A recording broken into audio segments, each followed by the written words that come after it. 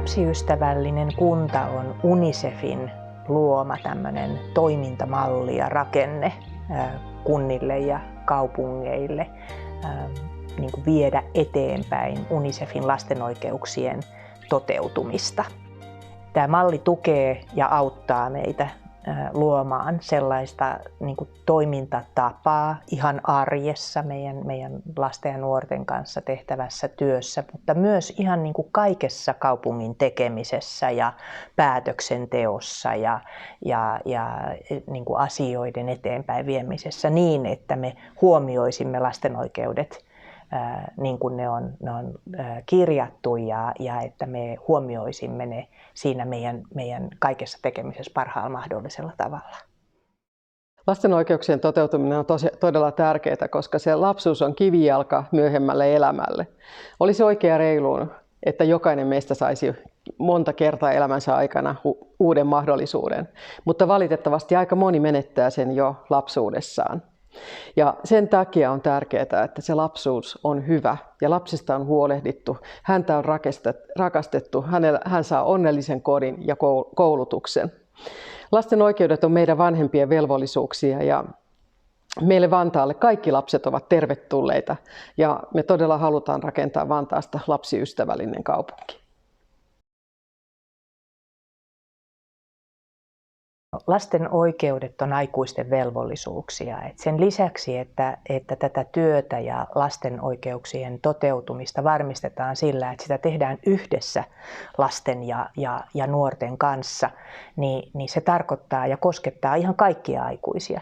Ja nyt kun me puhutaan kaupungeista ja lapsiystävällisestä kunnasta ja kaupungista, niin se tarkoittaa kaikkia kaupungin työntekijöitä, sitä meidän jokaisen niin kuin omaa tulokulmaa ja ajattelutapaa siitä, että me huomioidaan lapset siinä meidän tekemisessä.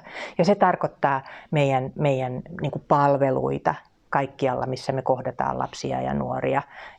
Ja sitten sen lisäksi se toki tarkoittaa kaikkia muita aikuisia, jotka ei ole Vantaan kaupungin työntekijöitä, joiden kanssa me tehdään yhdessä lasten eteen ja lapsien niin kuin elämään vaikuttavia asioita. Kaikkia järjestöjä, seuroja, seurakuntia ja niin edelleen.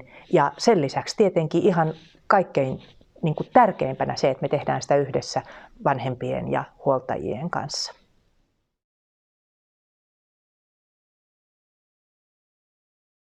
YK:n lapsen oikeuksien sopimus on kaikkia alle 18-vuotiaita koskeva yleinen ratifioitu ihmisoikeussopimus. Se on itse asiassa maailman laajiten ratifioitu ihmisoikeussopimus. Se sisältää kaikki perinteiset ihmisoikeudet, eli nämä oikeudet, jotka koskevat kaikkia ihmisiä, mutta sen lisäksi lasten oikeuksien sopimukseen on listattu tiettyjä oikeuksia, jotka koskevat erityisesti lapsia, kuten oikeus lepoon ja leikkiin. Tärkeimpänä lapsen oikeuksien sopimuksessa on 4 yleisperiaatetta. Syrjimättömyys ja yhdenvertaisuus, oikeus elämään ja kehittymiseen, osallisuus sekä lapsen edun ensisijaisuus.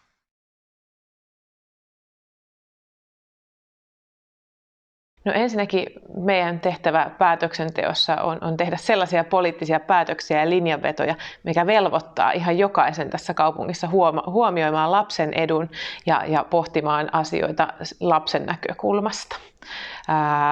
Päätöksenteossa meidän täytyy myös ihan joka ikisen päätöksen kohdalla pysähtyä miettimään sitä lapsen etua ja miten tämä päätös vaikuttaa lapsen arkeen. Vantaan kaupunki on ollut mukana UNICEFin lapsiystävällinen kuntamallissa vuoden 2021 alusta lähtien. Nykytilan kartoituksessa me selvitettiin Vantaan lapsiystävällisyyden tilaa ja sen perusteella koottiin Lapsiystävällinen Vantaa -toimintasuunnitelma, johon kirjattiin kaikki konkreettiset asiat, mitä me lähdetään Vantaalla parantamaan. Sitoutuminen tähän työhön näkyy myös meidän kaupunkistrategiassa, johon tavoitteena on kirjattu lapsiystävällisyyden lisääminen. Kaupunkistrategiassa on myös yhtenä sitovana tavoitteena, että Vantaa saa tällä valtuustokaudella UNICEFin lapsiystävällinen Vantaa -tunnustuksen.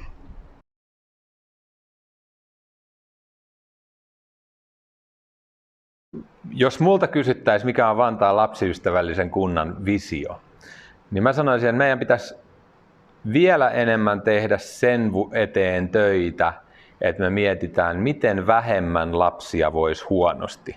Me tehdään paljon hyvää työtä sen eteen, että me mietitään, mitä me tehdään silloin, kun lapsella tai nuorella elämä ei mene ihan parhaaseen suuntaan. Me mietitään kauhean paljon ikään kuin niitä niin sanottuja interventioita, mitä tehdään silloin, kun asiat menee pieleen.